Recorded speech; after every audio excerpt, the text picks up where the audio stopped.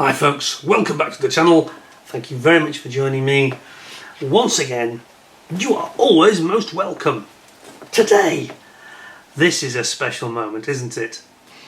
Our good friend of the channel, another one of you, John Bevan, who lives in Islington in London, the posh end, he has very kindly loaned us a couple of kits, and this is particularly special because this is Matchbox kit number 1, PK-1.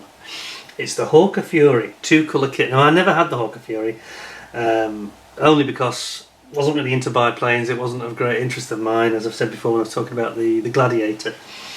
But it was a mistake because it was the original kit, the very first, very brave decision for them to come out with this, you know, in the early mid 70s, 72, 73. Because it wasn't, I think I was not untypical at that time. I don't think it was a very popular subject particularly.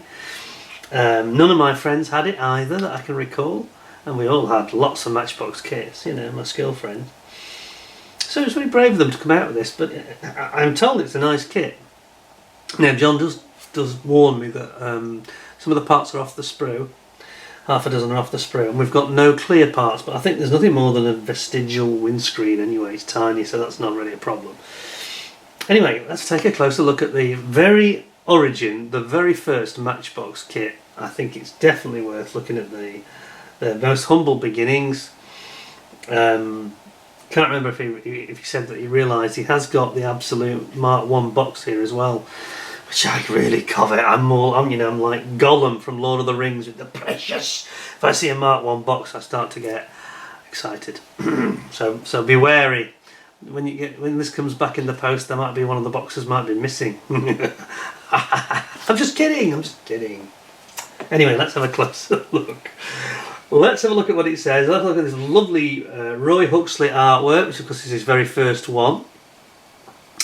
And what have we got? So it says here, the Furies of number 43 Squadron, the Fighting Cocks, excelled in the aerobatic displays of the 30s, and in 1931 achieved a greater number of interceptions than all the other fighter wings combined. So they were kind of barnstorming and doing training and fighter interception training and all that sort of thing. As I say, this is a lift top box, so it's got you can see here the original options you had.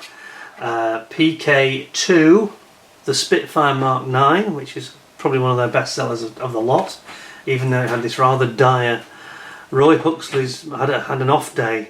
By his own admission, he had a bit of an off day when he did this one. And he later did it beautifully in later years. Then we have the Boeing P-12E, PK-3. PK-4 is the Mitsubishi Zero, which I've done reviews on already.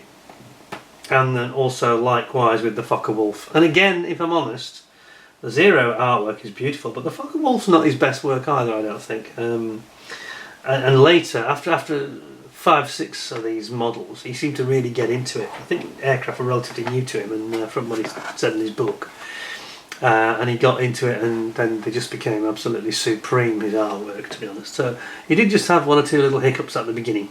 We're all allowed to have an off day, aren't we?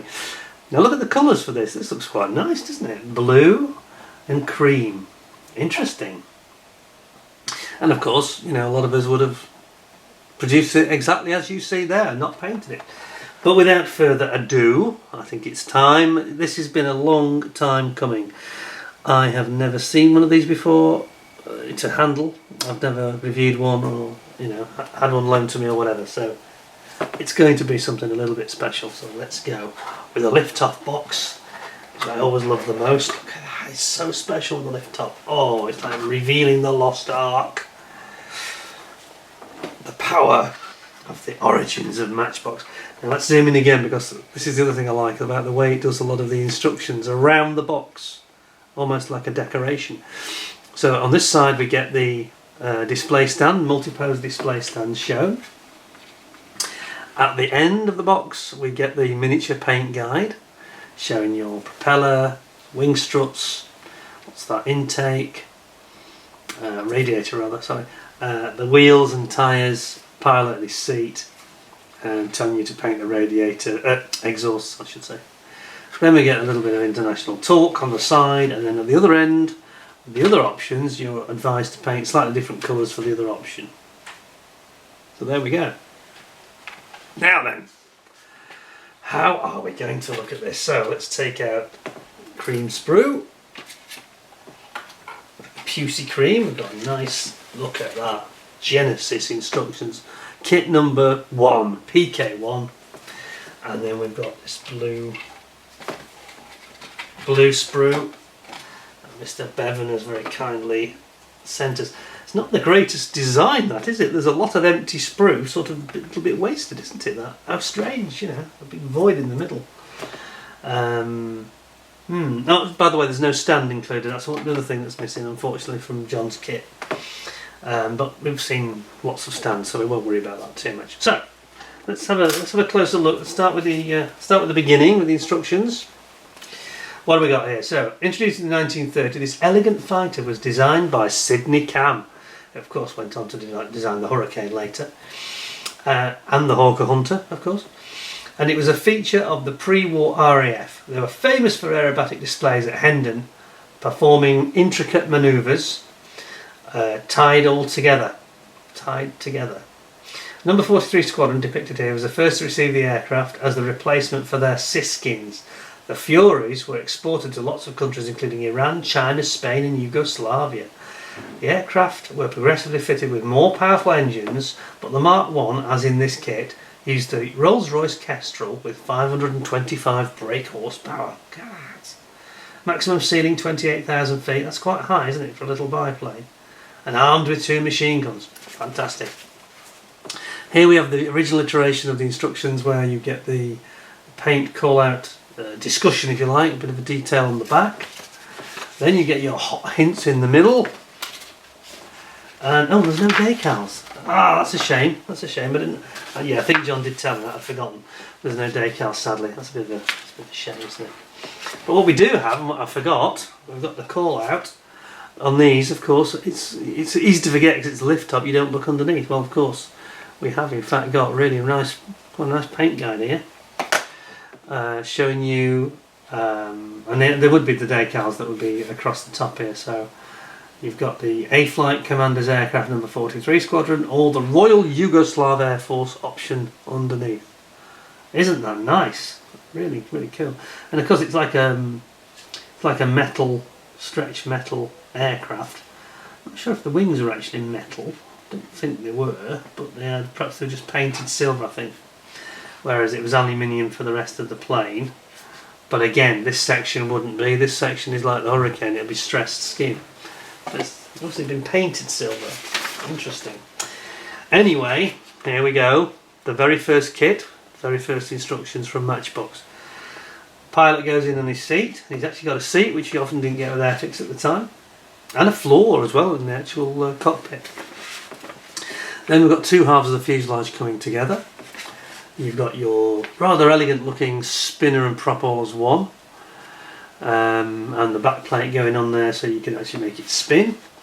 Here's your tailplane, vertical stabiliser and tailplane, and you've got these rear horizontal stabiliser wing supports underneath, or tail supports. Then you've got your machine gun, twin machine gun sort of cowl here. And then you've got the mounting for, you're integrating that with the mounting for the top wing.